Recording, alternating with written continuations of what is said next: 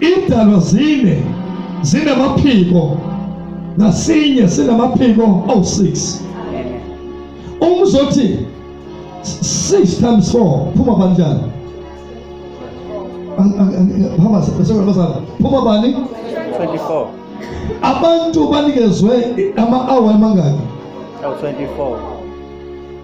Okusho ukuthi la edalweni mhla sifundisa ngedalwa nengelosi namalunga, sikhipha abantu bakamoya ukuthi siqhubana njani thina nabo emhlabeni, sibalala kanjani ukuthuma kwabo kithi, amaphupho avela kubani, baletha kanjani impilo kithi ngamaphupho. Amen. So basisidosa ngesikhathi sabantu sebelalele babheka umfundisi bengabhekile phansi, basabheka phansi ukuthi bavakele bashiye lelo verse bayipractice ekhaya. Amen.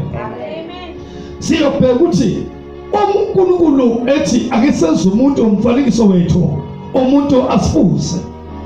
Ubebiza bani? Amen. Ubiza umuntu oyedwa yini?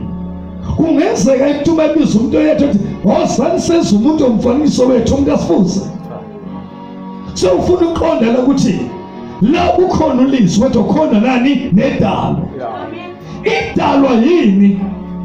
Idalwa umshini noma bengabantu noma cishe bafane ngelosi abakhulu nengelosi zonke, kodwa bangabantu bayumshini laphuma yonke into kubo. Zonke izinto zigcinwe edalweni. Phambana basalwana. Kungakho sithi idalo zinamaphiko ayi-24. Sibe sesibheka u-24 hours kumele ini? Umele ukudaleka kotho noma ukudalwa komuntu. Amen. Uma kumele ukudaleka kotho noma ukudalwa kwani komuntu, sisabheka ukuthi zonke izinto ziphuma nje ku-24 wamaphiko ani